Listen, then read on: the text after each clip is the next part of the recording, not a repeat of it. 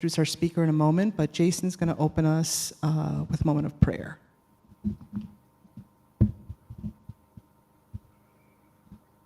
Dear Lord, thank you for this opportunity to talk about disabilities and non-disabilities for that purpose. Help us to have our ears and eyes and hearts open to this conversation, better understand how we can appreciate those people in this category, as well as they can work with us and we can better understand how this all works together. We know that everything is created in your image and that people are all part of your image. We welcome this time. In Jesus' name we pray. Amen. Okay, I'd like to welcome my dear friend Angela Talent.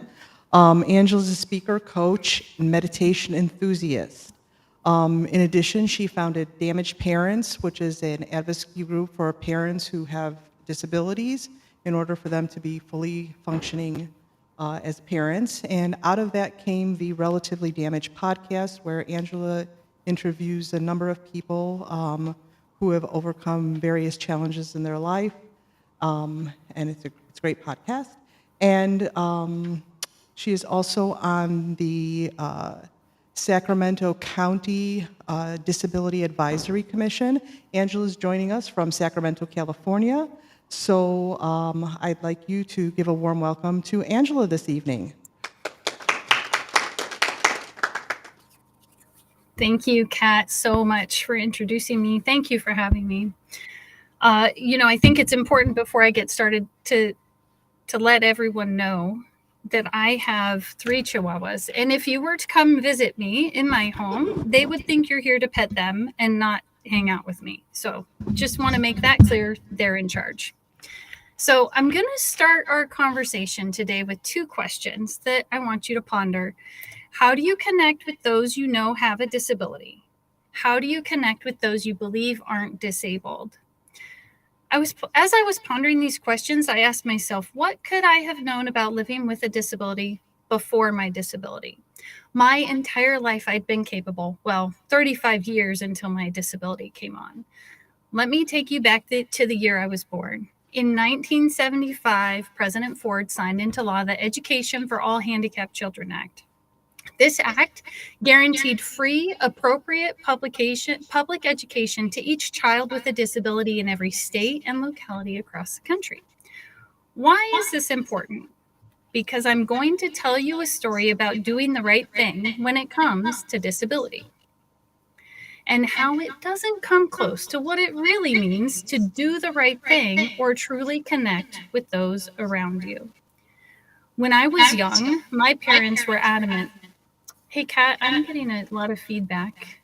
Maybe you can mute the mic, just so our listeners online can. Okay, thank you. Oh, much better. When I was young, my parents were adamant about teaching me to do the right thing. What's the right thing? In my family, it was made clear by rules and laws. If there was a rule, you must follow it, even if it doesn't feel right. My world was very black and white. It was still fairly new in schools that those with disabilities got to participate. In my school, we were asked if we wanted to volunteer to help the class of kids with disabilities. I was super quick to raise my hand. It was the right thing to do, and there was a law. I was super happy to leave the classroom, and by leaving the classroom, showed my teachers and classmates that I was valuable and important because I was needed.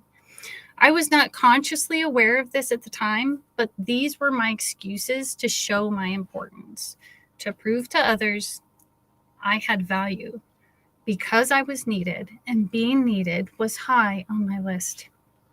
I had no idea at the time that I didn't think I had value unless I was needed. This is actually part of our social evolution. Matthew Lieberman, who wrote the book Social, points out that, open quote, our brains are built to practice thinking about the social world and our place in it, close quote. Our ranking and value is so important that when we finish a task, our brain turns to the default network, which starts processing social information. The brain practices thinking about our social world from infancy. That is how important our social world is to us. In my world, that meant transactions. I help you, I rack up points of value. That value was so important to me because it meant that I was important, I was needed. But my behavior said, I'm better than you. It didn't say you're human and I'm human and we are going to do this together. Ouch. What did this look like in my interactions? Well, I asked first about the disability, if I asked at all. I showed no interest in their humanness. It didn't matter so much who they were as it mattered who I was. I always had to be better in all my relationships, not just with those who had disabilities. Imagine the pressure. Can you see codependent behavior yet? I had to know and do all the right things. Connection was not part of that. Plus, it was elusive. What really is connection? How do you control for connection? How do you make connection predictable? How could I connect from this perspective? I couldn't. I didn't see my value without the tasks, and by doing those tasks, I became valuable. I did the quote unquote right thing, which was comfortable. I helped and I thought I was racking up my social value. How come I wasn't feeling fulfilled? I knew the rules. I followed them. The rules mattered. That's how I knew what was my responsibility. That's how I determined who I was and who I was not. It was easy. It was predictable because it was written down and accepted or taught about. Now, as I got older and entered the workforce, I literally read the policy and procedure manuals. So I would know the rules. This way I knew what was expected, at least on paper. Even in my marriage, I tried to follow what I thought were the rules. Get married, have kids, stay married. The marriage was horrible, filled with abuse and violence. But because the rule was you stayed married, I stayed. That is until I couldn't. Even then, I looked to my church leadership to give me the go-ahead to leave. I was still trying to follow the rules and do the quote-unquote right thing. I was outside the rules now. It was hard, and I didn't die. But it didn't feel safe to keep bucking the rules. So I went back to working in the medical field where I knew the rules. And I could rack up some social value, which I desperately needed. About 3 to 4 years into that job, I was sitting at my desk when I didn't know it, but my whole world was going to drastically change. March 7th, 2011, it was only but a moment. I was limited to working with one hand, and within a few weeks, started having problems with the other hand. And 2 months later, I was let go because I couldn't perform all of my job duties. In my world, this was evidence that I was no longer valuable. When in your life have you not felt valuable? When have you felt valuable? How did you know? So it was May, and that month my uncle died, and in June my mom announced she was moving out of state. Less than 4 months into my disability, which I hadn't even come close to accepting myself. I felt alone. I was a divorced mom with 2 young children. Before my mom announced her impending move and after, she would remind me that I was supposed to take care of her as she aged, not the other way around. We had planned since I was young that I was going to care for her. We could not see how that was going to happen, so a loss for me became a loss for her too. I could no longer perform the tasks that gave me value, and I was reminded of that on a regular basis, especially in my own mind, every time I couldn't do something. My whole world was turned upside down. The best word, alone. That's how I felt, newly disabled, single mom, just alone. No one at that point in time saw me. My lack of capacity is what they saw. It's what I saw too. But God knew something I didn't. I questioned the destruction of my identity, but I didn't even know I was questioning my identity at the time. So I found a parable that kind of sums up what was starting to happen. A teacher deliberately sinks a boat, and the student questioned it. What the student didn't know that the teacher did was that a ruthless tyrant had turned to piracy to enslave a population. The teacher bought the boat from a family on the brink of bankruptcy and destroyed his own property to save the family, prevent the piracy, and ultimately prevent war. The teacher knew. I did not. As the American poet Reynold Price wrote, when you can't escape the appending of your identity, it forces you, open quote, to be somebody else, the next viable you, a stripped down, whole other, clear-eyed person. And as Meister Eckhart says in his sermon on 1 John 4:9, open quote, God asks only that you get out of God's way and let God be God in you, close quote. I didn't know it, but I was going to get out of the way, eventually. Having a disability and the lack of use being my hands meant that I was going to get super uncomfortable because I got to learn to ask for help. Let's talk a little bit about what it means to ask for help. For me, asking for help meant there was something wrong with me. Not that there was simply something wrong physically, but there was something wrong at the inner core of who I was. Remember, I found my value in doing tasks. Now I couldn't do those tasks, which meant I had no value. I became increasingly depressed. The depression made it even harder to ask for help. Why? Because these stories that were going through my mind were that I wasn't worth it. They were so easy to believe because that was the evidence that I saw. What you look for, you will find, which I didn't know at the time. Let's think real quick about the messages we get from everyday commercials. Take this to cure that, and you will be accepted again, because whatever you have isn't supposed to exist. And now that it does exist and you have it, it is wrong and you are wrong. You must get rid of it at all costs. What about soap, clothes, makeup, heck, shaving cream? Seems to me like the unintended goals of commercials is to make you as you are wrong unless you change. Yuck. I don't see anyone here that is wrong. Let me shift back to my story. When I first got caregivers, I would micromanage how they did things. I would follow them around, giving them what Brian Fretwell calls SOFA, suggestions, opinions, feedback, and advice. I'm super lucky that they were very patient souls. I hated all those things when it came to others giving me suggestions, opinions, feedback, or advice, but I felt compelled to get them to do exactly what I needed and accept my view of the world. And the only way to do that, or so I thought, was through control. In a fantastical turn of events, my friend Jana Dudley asked me to join her in a book study of Marshall B. Rosenberg's book, Nonviolent Communication, where I learned that asking for help was a gift. What if, when asking the neighbor for sugar, you go over there as if you are giving a gift by asking? How do you feel when someone asks you for help? Isn't that a gift? My perspective changed as I started asking for help instead of telling others what they needed to do for me. There was a very important part, though, that made a huge difference and was extremely hard to implement, and that was leaving room for the other person to say no. Okay, what does accepting no, saying no, having a disability, and connecting with others have to do with uniting disability and ability? I'm so glad you asked.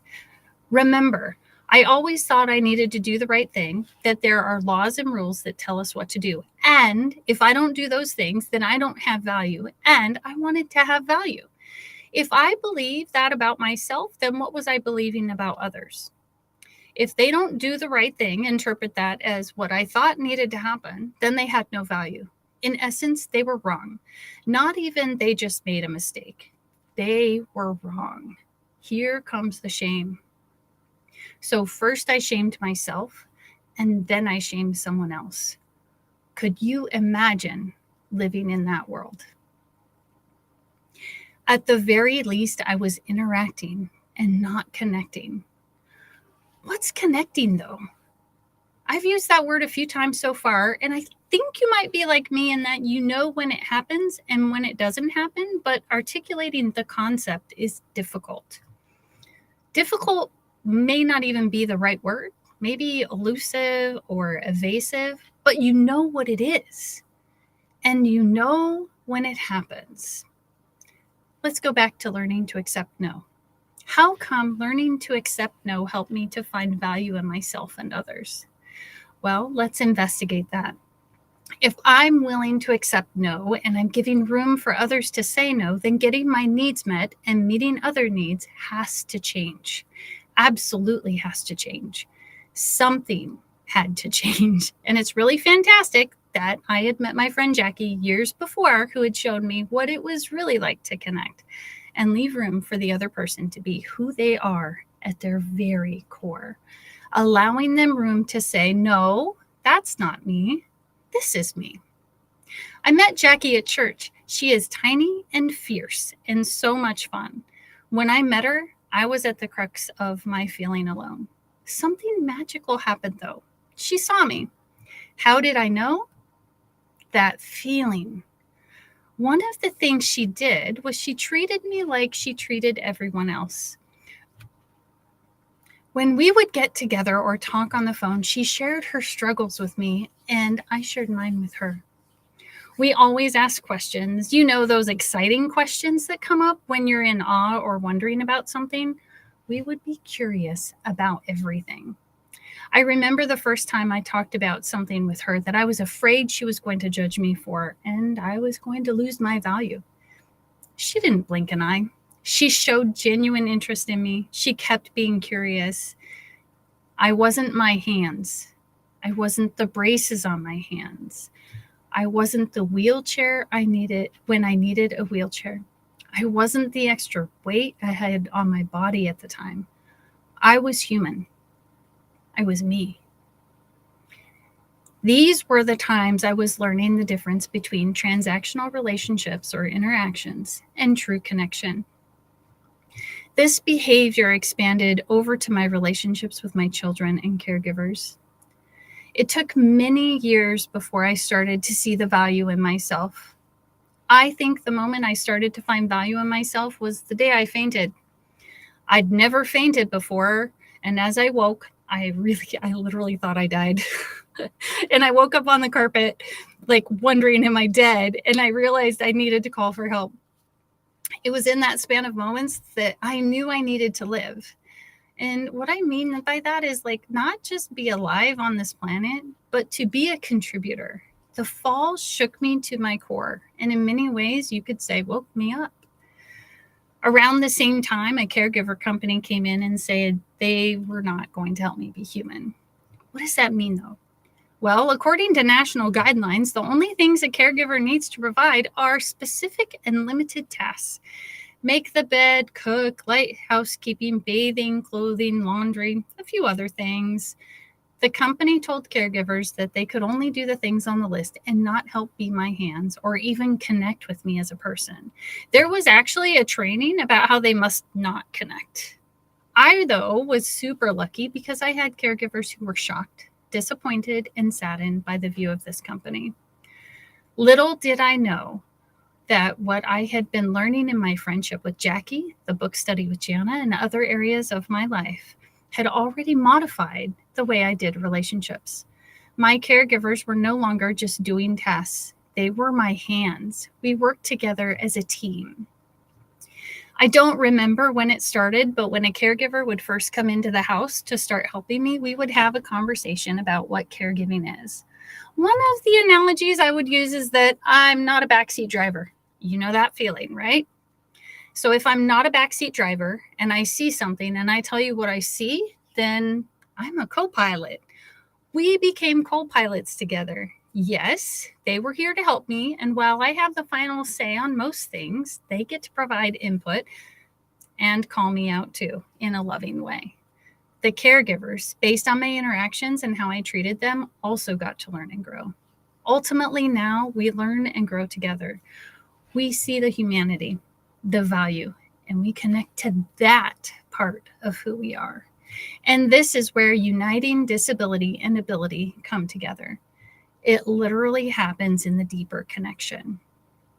It's in that deeper connection where we see the barriers and want to remove them because we value the person. They are no different than you or I. We are all human. We all struggle. We also all have the thought that we are doing it alone. So I'm going to ask you to ponder another question real quick. Have you ever done life alone? Look around. What did you make in the room you're sitting in? What about the clothes you're wearing? If you made something, where'd you get the supplies? One of my teachers, Susanna Bear, says the mind excels at seeing differences, but the heart sees all the ways we are similar. Look, I can tell you the right things to do for people with disabilities. Heck, you know I can tell you the laws. And you will still miss the mark because it's never really been about the disability. It's always been about the humanity and the connection. We might not be able to describe connection, but we can certainly talk about the steps to get there. Step 1, be willing to be uncomfortable. One of my favorite quotes my friend Kristen Childs told me at a pivotal time in my life was, there's no growth in the comfort zone and no comfort in the growth zone. So I'm asking you to have new behavior, which is being uncomfortable. So let's talk about cats. Why not? So some creative scientists took cats and put them in a cylinder where they were only exposed to vertical lines and another group only exposed to horizontal lines. When the cats were put back into the quote unquote regular world, they couldn't see the lines they weren't exposed to. So they couldn't see the lines they weren't exposed to. Those that only ever saw horizontal lines literally could not see the legs of chairs and would bump into them constantly. The ones that saw vertical lines could see the chair legs, but could never find a comfortable place to rest. Learning new behavior can feel uncomfortable until it isn't. That's just the way it is. For me, for instance, if I were one of the cats, connection, like the legs of the chair, existed, but I had only heard about it and not seen it. So I had to be willing to believe that connection existed when I hadn't experienced it and known it to be true, which meant super uncomfortable. Being unconditionally loved and loving unconditionally, maybe these words get us closer to what connection means. Regardless, unconditional love and connection were foreign concepts to me. How willing are you to be uncomfortable? On a side note, I recently had a conversation with my daughter where she said, "What do you think? I can't change?" And I responded back without thinking and said, "It's impossible not to change." This is when I realized that change is inevitable. And if that's the case, then it would help if I were consistently willing to be uncomfortable. It would make this journey of life on earth a bit easier. Part of learning new behavior is also understanding who you are. Don't worry, it's uncomfortable too. Here's one thing I did to help me see myself. I set a random reminder and asked myself, what character am I playing? Every time the alarm went off, I was laughing within a few hours. Why? Because what I learned was that in my mind, I was doing the very thing I was judging others as doing. To keep myself in check, I still have that alarm. Step 2, be curious. I love this old proverb. It is very difficult to find a black cat in a dark room, especially when there is no cat. It's super exciting too. Curiosity is necessary to find new things. In Stuart Firestein's book, Ignorance, he says, lawyers don't make scientific discoveries by accident. Only scientists do. That's because their curiosity is driving them to screw around with things to see what will happen. And often it is true. The thing they find is not what they were looking for, but something unexpected and more interesting. Close quote. That just sounds like fun to me. What happens if you take that mindset and apply it to your conversations? What if every single conversation could be an exploration? I don't know about you, but I don't spend every minute of every day with the people I love. And even if I did, their internal world is going to be different than mine. I hope I get to be surprised. I better be surprised. That's what makes our relationships fun. One of the ways I do this is to check my assumptions. If someone tells me they were excited about something, I ask them what that means to them instead of applying my definition. This is where those super fantastic surprises come in. Step 3, be willing to fail. The second law of thermodynamics or entropy says there's only a few ways to get it right and many ways to fail. Think about your house. How many ways can it be messy? Innumerable, right? How many ways can it be clean? Only a few. As you get good at being uncomfortable and staying curious, you're going to fail. It's literally the law. I can follow this one. Welcome it. We are all fumbling around anyhow. We may as well celebrate it. It is in these steps that we unite disability and ability in that deeper connection. In the New Testament, it says, and I like to paraphrase, where 2 or more are gathered, there I am. That's where I want to be, in God's presence. Ooh, maybe that's another way to define connection. And we all want to feel connected. So we're all thinking, I'm going to do this. I'm going to spend more time connecting. Then you start walking out the door and your brain takes you to that moment you miserably failed at connecting, or someone refused your bid for connection. Do you stop in fear? No, because you know what courage is. Connecting takes courage, and courage can't exist without fear. It just can't. Now, when that fear comes up, remind yourself you're gaining a new understanding of courage. Connection can and will feel vulnerable at times, not just for you, but for the person you are connecting with also. You will need to show them you are truly interested in them. You will be tested. You will be uncomfortable. You will fail. And if you stay willing to be uncomfortable, curious, and fail, you will connect. After all, out beyond the ideas of loneliness and fear, there is connection. I'll meet you there. Thank you so much for having me. I'd love to hear your stories about connecting and what you've done well, or at least what didn't suck the last time.